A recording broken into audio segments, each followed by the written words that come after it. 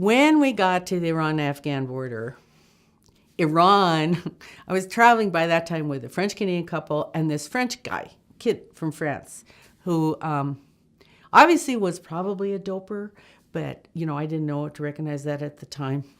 But he was cool. He left me alone. There were 4 of us. It was safe.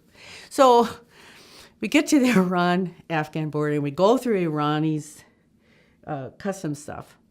And then we're walking on this building that's very modern. It's like a modern airport. And now this is 1970s, okay. Every once in a while you'd see this glass encasement of people on the ground with their hands above their head, the military going, trying to import marijuana into, leaving the country holding marijuana, hashish, illegal, all the warnings.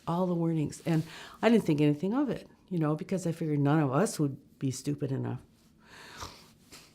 So we get to the end of the building, and there's this real modern, glass door. And we go out the door, and there's a sign saying Afghanistan that way. And we turn the corner of the building, and bam, we're in an unpaved parking lot. It smells like camels. There are all these moguls and these, of dirt and these buses, these vans, these panels. They're like Mercedes buses, but they're not buses. They're more like big vans. And they're all lined up, and they're people, they've got little kids, or all elder. Come, this good price for you. Come take us, good price for you. Because they're going to take us from the border to the city of Herat in Afghanistan, which is right on the western border. Very historic city. And so we're looking and trying to figure out which bus we should take and how we should do this, and we couldn't believe the noise, and we couldn't believe it was so incredible and alive, and all these guys with their turbans and their blankets, and they're just swishing around, and we're just like this. And so this young kid who was about 12 years old, I was really attracted to him. He's a young kid, and he just caught my eye, and I went, okay, let's go with him. So everybody goes, well, okay, sure. So we get in the bus, and the Afghan people who took the bus were in the back part, and then he put us in the front part. And so and it's so overloaded, but anyway, so we're walking down the road, going down the road, and this kid talks to me. We can't speak the same language. But, my name is Joan, what's your name? America, that kind of thing. We're doing all these talks. He's this wonderful kid. And I tell him in sign language that I used to drive a school bus like this one. And he goes, no. And I go, yeah, I used to do this. And he goes, really? And I said, yeah, no problem. And he turns to the guy who was the driver, who I think was probably his uncle or something, and this kid's father owned the van, because the uncle was very deferential towards him. And the kid talks, the uncle's going, no. And the kid's going, yes, no. And then we're like, no. And then all of a sudden the van goes, and stops. And the Afghan people in the back, guys in the back are going, what the heck? You can hear them say, why are you stopping? And the kid goes, fine, just a minute. And he said, after you.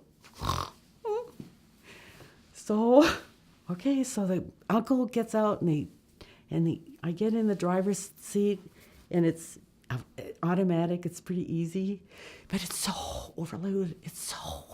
I'm like this, because I've never driven anything like that. But I go along, I get up to about 40 miles an hour, and meanwhile, the uncle is just yelling in this kid's ear. She doesn't know what she's doing. She's going to kill us, whatever I don't know what he said. And the kid goes, okay, I believe you. And so we switch back. So about a mile later, the kid starts talking to his uncle again in Dari, which is the language they speak. And the uncle's, again doing this, and the kid's just insisting.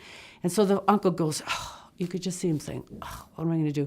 So he slows down the van again, and he turns off the road onto a dirt track. And we're going, ooh, what, is there going to kidnap us? Is that what this?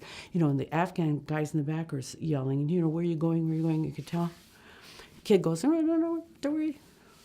So we bump along this road for about a mile, and we're just really getting really nervous, but I so trust that little boy, And then all of a sudden we pull up to this building.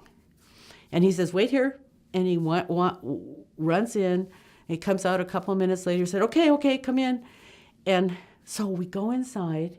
And in an Afghan household, the women, of course, are not allowed to be around men. And so they were all peering around the corner. You could see this big room where there were cushions on the floor and there was tea going. And,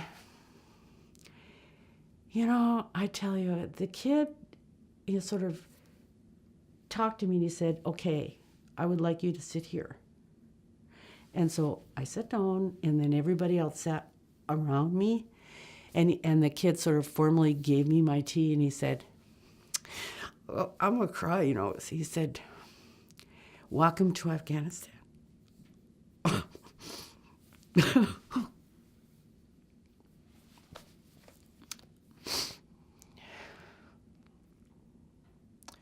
It's so awful what's happened today, of course. It's so awful.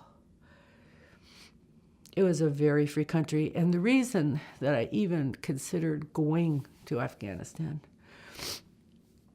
was at this motel thing we were staying at in Kabul, or in Istanbul. They had a poster, a really huge travel poster of two guys. And one was sort of a blondie redhead guy, and one was a dark guy. One had a turban, one had this wool hat that you roll up that they wear. And they both had guns. They had that bullet belt and guns. And they were looking at the camera, and they were just these two young men who were really proud of who they were. And when I saw that, I realized some of my world history, that Afghanistan had never been conquered by the Western country. And I thought, I need to meet those people. I need to meet those people.